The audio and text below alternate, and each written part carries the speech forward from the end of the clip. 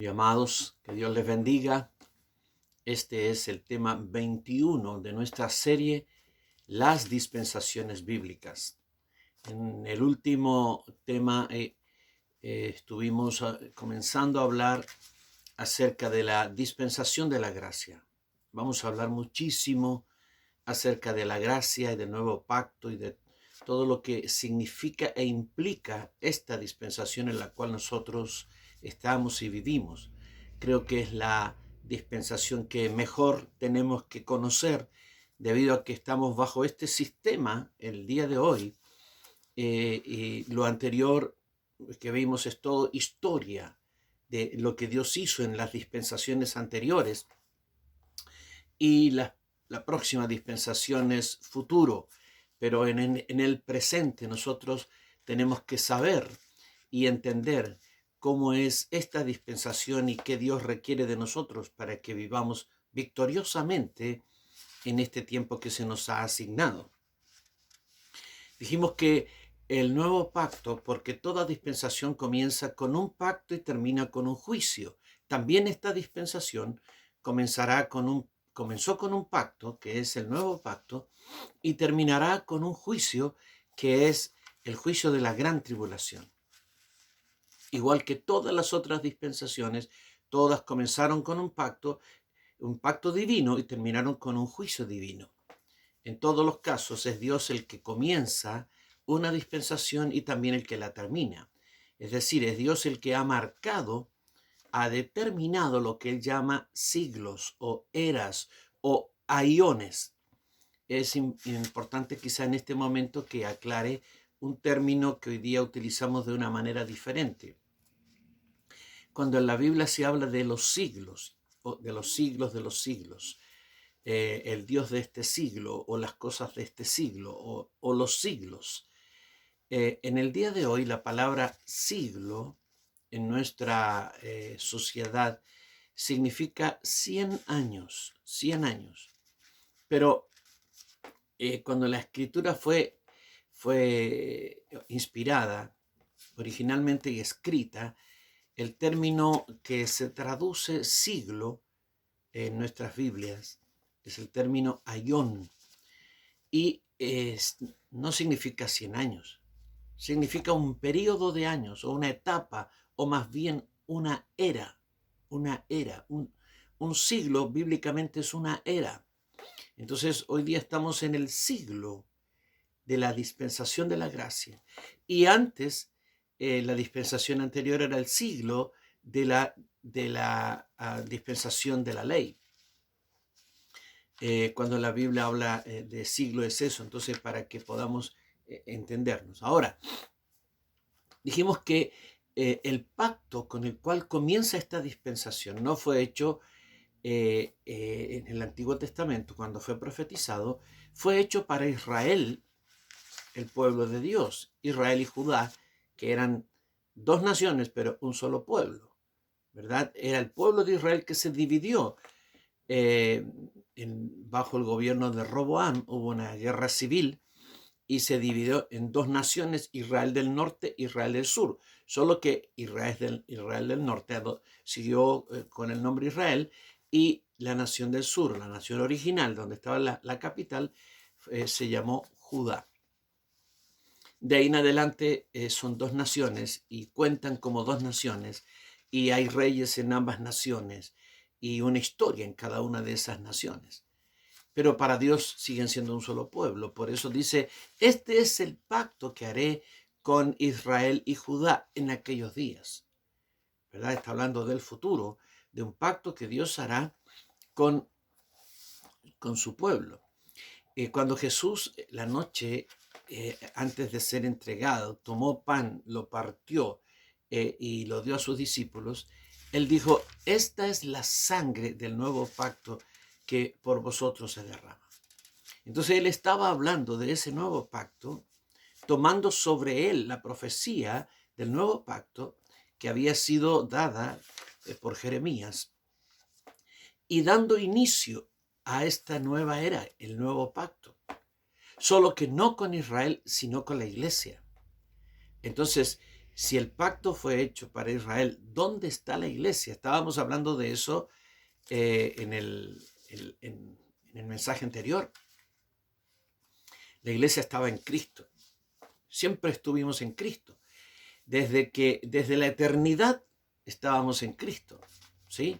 Así como todos estábamos en Adán y en Adán todos pecamos y todos fuimos expulsados del huerto, en la eternidad estábamos todos en Cristo. Y cuando Cristo viene y toma un cuerpo de carne, nosotros estábamos en Él.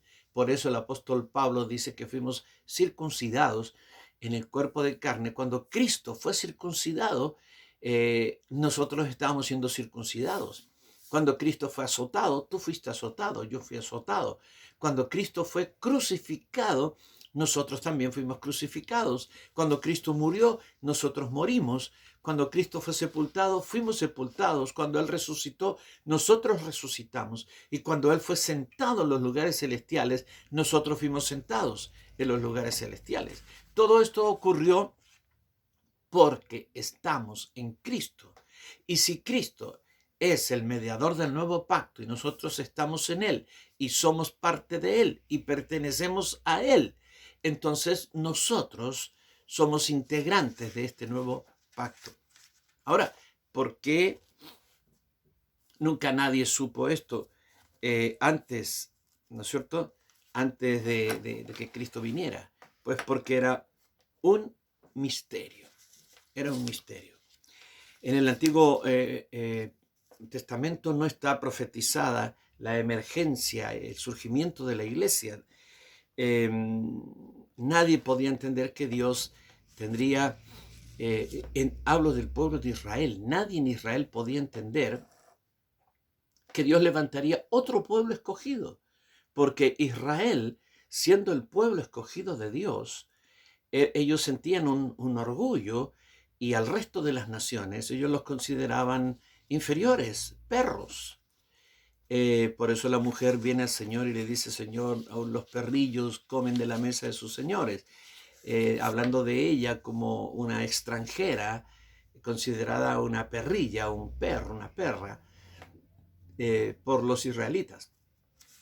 Pues bien, mira, este orgullo de Israel no le permitió ver que Dios, o entender, o intuir que Dios levantaría un nuevo pueblo escogido, con otro pacto, con otras condiciones, que también se aplicarían más tarde a Israel en un nivel terrenal.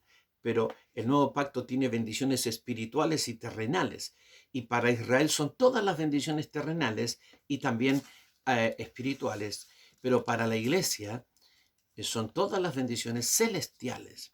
Porque Israel es el pueblo terrenal de Dios y la iglesia el pueblo celestial de Dios.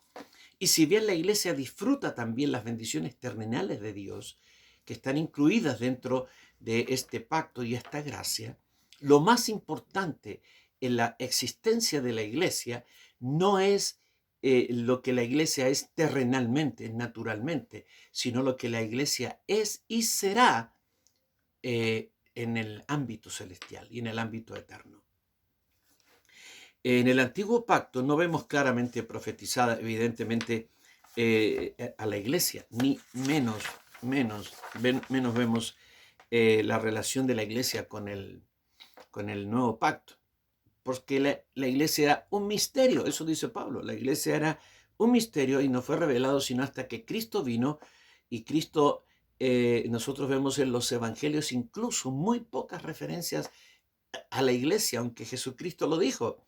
Y lo dijo personalmente a sus discípulos, pero en sus enseñanzas no vemos muchas revelaciones acerca del pueblo que va a surgir, acerca de la iglesia. Si más íntimamente a sus discípulos, Él les declaraba todo, ¿verdad? Cristo vino para levantar la iglesia. Ahora, el gran revelador dentro de los apóstoles, de los misterios de la iglesia, fue el apóstol Pablo. Y él habla del matrimonio como un misterio, como el misterio de la iglesia. Este es el misterio que los santos del Antiguo Testamento no pudieron ver ni entender. En Efesios capítulo 5, versículos 25 al 32, dice: maridos, amad a vuestras mujeres, así como Cristo amó a la iglesia y se entregó a sí mismo por ella, para santificarla, habiéndola purificado en el lavamiento del agua por la palabra, a fin de presentársela a sí mismo una iglesia gloriosa, que no tuviese mancha ni arruga ni cosa semejante, sino que fuese santa y sin mancha. Así también los maridos deben amar a sus mujeres como a sus mismos cuerpos. El que ama a su mujer, a sí mismo se ama, porque nadie aborreció jamás a su propia carne, sino que la sustenta y la cuida, como también Cristo a la iglesia, porque somos miembros de su cuerpo, de su carne y de sus huesos. Por esto dejará el hombre a su padre y a su madre, y se unirá a su mujer, y los dos serán una sola carne. Grande es este misterio, y escucha, grande es este misterio. Mas yo digo esto respecto de Cristo y de la iglesia.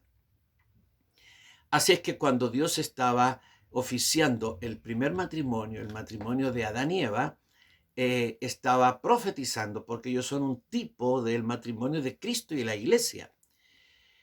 Ahora, hay un asunto acá, es que Dios lo había dicho, pero nadie lo entendió. En Deuteronomio 32:21, hablando Moisés, dice: ellos me movieron a celos con lo que no es Dios, hablando al pueblo de Israel. Deuteronomio: me provocaron a ira con sus ídolos. Yo también los moveré a celos con un pueblo que no es pueblo. Los provocaré a ira con una nación insensata. Esta nación insensata somos nosotros, el pueblo que no es pueblo. Romanos 10:16 al 21. Mas no todos obedecieron al evangelio, pues Isaías dice: Señor, ¿quién ha creído a nuestro anuncio? Así es que la fe es por el oír, y el oír por la palabra de Dios. Pero digo, no han oído, antes bien por toda la tierra ha salido la voz de ellos, y hasta los fines de la tierra sus palabras. También digo, ¿no ha conocido esto Israel? Primeramente Moisés dice: yo os provocaré a celos con un pueblo que no es pueblo, con pueblo insensato os provocaré a ira. E Isaías dice resueltamente: fui hallado de los que no me buscaban, me manifesté a los que no preguntaban por mí. Pero acerca de Israel dice: todo el día extendí mis manos a un pueblo rebelde y contradictor. La iglesia es el pueblo que no es pueblo. ¿Por qué? Porque todos los pueblos tienen un origen. Todos, un origen. Hay familias que comienzan ese pueblo y van poblando y siguen creciendo y avanzando y se convierten en una nación. Si tú examinas la historia de las naciones, todas comenzaron así, con pequeñas familias que se unieron o llegaron a cierto lugar y comenzaron a multiplicarse, a multiplicarse, a multiplicarse, hasta que se convirtió en una nación. Así es que todas tienen un ADN común, un origen común, y tienen una historia. Y las naciones se forman a través de años y siglos para llegar a ser naciones.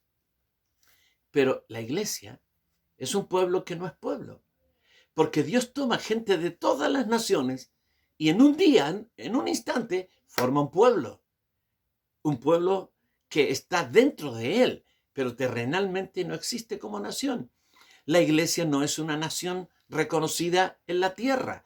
Tú perteneces a un pueblo, yo pertenezco a una nación. Todos pertenecemos terrenalmente a una nación, pero la iglesia no es una nación terrenal. Y Dios está hablando de un pueblo que no es pueblo, con el cual provocará a celos a Israel, y es lo que ha sucedido.